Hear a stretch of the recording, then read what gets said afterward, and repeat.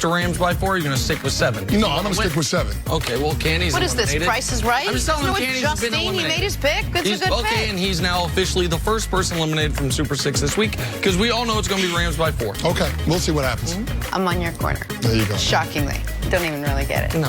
Before the games kick off Sunday, download the Fox Sports Super 6 app. Play for free for a chance to win $250,000 of Terry Stay here for a Bradshaw's. second? Can I ask you a question? Yeah. What did you not get? It says Rams by 4 Well, what difference next to does it my make if face. it's 4 and 7? It's all more. It's the whole contest. It's the contest. Is to get it right. So Oh, you have to pick the exact number. It's week 15, Jenna. Okay. We've done this every week. I didn't know it was the exact Jenna's number. not going to win Super 6 this week. That I know. That was a spread. Anyway, time for stories to start your morning. The Ravens beat the Jets on Thursday Night Football. Along the way, Lamar Jackson broke Michael Vick's single-season rushing record for a quarterback. He also showed off his arm, throwing 5 touchdown passes, tying Vinny Testaverde's franchise record with 33 on the season. Candy, how great was Lamar last night? Lamar was phenomenal. It's unbelievable what he's able to do. I mean, just the pressure that he puts on opposing defenses. Going into last night's game, the Jets had the #1 ranked run defense, and they got rung up for over 200 yards on the ground. But that's because of Lamar Jackson, just his ability to be a threat on every single play, all run plays and pass plays. He's probably the most dangerous offensive weapon in the National Football League. And Candy, you weren't here yesterday, but yesterday when we were talking about this game, I said we knew they were going to beat the Jets. I'd like to see them work on some things like the downfield passing. His numbers were actually a little better than they suggest, because he had Hollywood Brown for a 45-yard touchdown that is pass interfered within the end zone. Yep. Seth Roberts got involved. You needed to see more production from the wide receivers. You saw that last night. I would have loved it if he could have hit that throw to Mark Andrews in the second half. He was wide open. 5 touchdowns, 5 different receivers for Lamar last night. On to the Patriots. They have dropped 3 of their last 5 games. This Sunday, they're on to Cincinnati. And Tom Brady isn't taking the Bengals lightly. He knows how important this game is, saying it's the biggest game of the year. Nick, do the Patriots have to dominate for you to feel good about them moving forward? Even if they dominate, it's not going to make you feel much better about them. We know they can dominate bad teams. We've seen them. They've been very consistent on a couple things this year. They've dominated against bad teams. They've struggled against playoff teams. And so I expect them to dominate. And the New England Patriots have not lost 3 games in a row in over 6,200 days. It's been 2002 since that happened. We know they're going to win. The only question is by how much. Yeah, I'm right there on that corner with you. I don't think we're going to learn anything if the Patriots go out there and dominate the Bengals. I think we all expect it. It's not about how they play against inferior competition. It's about how they play against quality teams, because for the Patriots, it ain't about getting in the playoffs. It's about competing for championships. So we'll see what happens. The one thing I think can come out of this game is that the young guys get some confidence in the passing game. N'Keal Harry, Philip Dorsett, Jacoby Myers. If those guys play well, maybe that confidence is a good thing, and they can carry that over, build some momentum. All right, the Cowboys are trying everything to break out of their funk. Head coach Jason Garrett reportedly showed the team a highlight reel of their good play last season as motivation. Candy, does something like this actually work for players? No, it don't work, Jenna. It don't work, but Jason Garrett ain't got no answers. If you're grasping at straws, if you're pulling tape from last year, I mean, that just shows you that you've lost your team. I mean, players are not going to respond to that. Everybody that's a part of the National Football League understands that your team is completely different from year to year. Even if you have, by and large, the same personnel, it's clear that this year's Cowboys team is not as good as last year's Cowboys team. And the biggest reason for that is not turnover on the roster. It's because you realize that you don't have a good head coach. If people outside of New York might not know this, but Chris Canty also does a highly successful, highly rated radio show. Let's just for a moment pretend the radio show was struggling. If your program director there was like, hey, here's what we need you to do more of, and played you a tape of one of your takes from 2017, that doesn't instill confidence. It's like you couldn't find anything for the last few months. That's what Jason Garrett's doing. He's grasping at straws because every straw he's grasped at this point has come up short. I mean, I've obviously never been in this situation, but I can't imagine it would be incredibly motivational. Not at all. All right, on to the Eagles now. They face Washington Sunday, 1 Eastern on Fox. Philly's offense has been decimated with injuries, but quarterback Carson Wentz says that doesn't mean he has to carry the team. Candy, is Wentz right that it's not on him and him alone to carry this Eagles team? Well, no, it's not on him alone, but he does need to carry this team. He has to play better.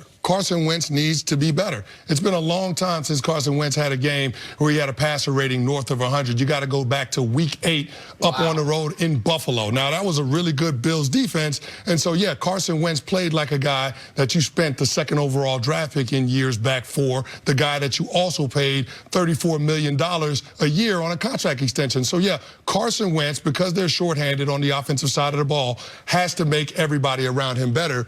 To me, Nick, that seems like Carson Wentz has to be a force multiplier rather than just being a passenger. This is 1,000%. And listen, Carson's young, and it's very different dynamics in the NFL than at North Dakota State.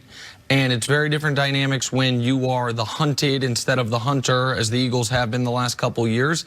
And now also, it's different dynamics when you're playing December football with the playoffs on the line. Something Carson Wentz never had experience with. He's been injured at this point in the year. The last couple of years in his rookie season, they weren't in the playoff picture. So this is all new to him. So I don't want to crush him, but I just think this is the wrong messaging point. In any organization, if you become shorthanded, it is up to either the highest paid or the most forward-facing person, very often those are the same person, to rally the troops, and even if they don't believe it, say, guys, I'll handle it. I will lead us through this stretch while everyone gets their legs underneath them. And that's what the team needs to hear from Carson. And by the way, it'd be one thing if they had played in the Giants game the way they played in the Eagles game, or in the Dolphins game, where the offense played well enough to win and the defense just fell apart. But that's not what happened against the New York Giants. What happened against the Giants was for, 42 minutes, the Eagles were held to 3 points. The offense needed to do better. Wentz needed to play better and didn't until the very end. So if I'm on the Philadelphia Eagles, if I'm Boston Scott, who's got no NFL experience to speak of, Miles Sanders, a rookie, the replacement for Lane Johnson on the offensive line, Vitae or whomever's going to be filling in there, what I want to hear from my $128 million man is, I got it. Even if he goes home and tells his friends, I don't know if I got it.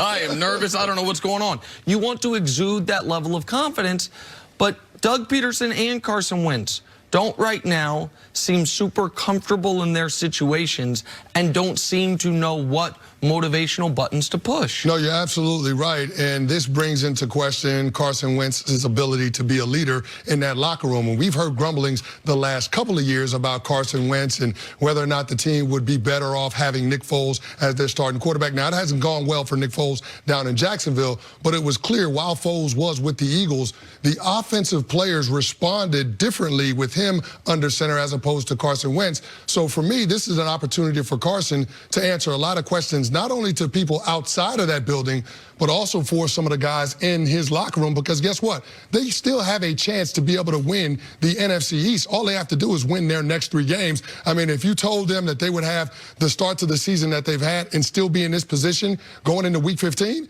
I think that they would take it, but it's going to require, if they're going to win this division, Carson Wentz playing a lot better than he did, especially last week, where for the first half of that game, he wasn't the best quarterback on the field. It was Eli Manning on a 2-win Giants team, a guy that had just stepped in after being benched week 2 against Buffalo. So, I mean, Carson Wentz has to go out here and have a dominant performance.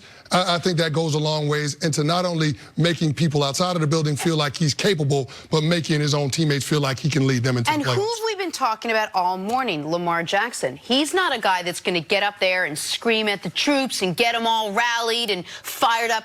He leads in a different way. We're not asking Carson Wentz to step so far out of your comfort zone that you can't lead, maybe fake it a little bit, but you have to find a way to get in touch with the guys in your locker room. You want the guy that just got his $100 million contract to say, hey, I am going to take it on my shoulder. Let me lead you, but let's get together and do it. Well, here's the thing, Jenna. Confidence comes from demonstrated performance. And Nick Foles showed you when everything was on the line, he was capable of winning games for this team. He's won playoff games for the Philadelphia Eagles in 2 separate seasons, including that championship run that they had in 2017. For Carson Wentz, he's never done that. So you got to go out there and show and prove, and going out there and playing well, even though it's against an inferior Washington Redskins team, I think that would help. And so when you look at the matchup, he should be able to be productive, because even though he won't have Alshon Jeffrey and he won't have Lane Johnson, the Washington Redskins defense is awful. They're particularly bad at defending against running backs in the passing games and tight ends in the passing game. They're at the bottom of the league in both of those categories. And 27 of Carson's 33 passes that he completed on Monday night were to running backs and tight ends. So I think that this is a favorable matchup. He's just got to go out there and take advantage of it. Well, and to the Lamar point, I don't know what Lamar does in the locker room. He's certainly not super vocal outside of the locker room, but let's just assume he's the same, that he's a quiet guy in the locker room. When you can lead just by being amazing. Just, you know what I mean, by being as good as he is. If your play is falling off a bit, then you do have to be the vocal leader. You can't be playing poorly and quiet and be a leader. It's impossible. Ideally, it's both. It seems Russell Wilson's a guy who's been both from the beginning. He's been awesome on the field and a spectacular...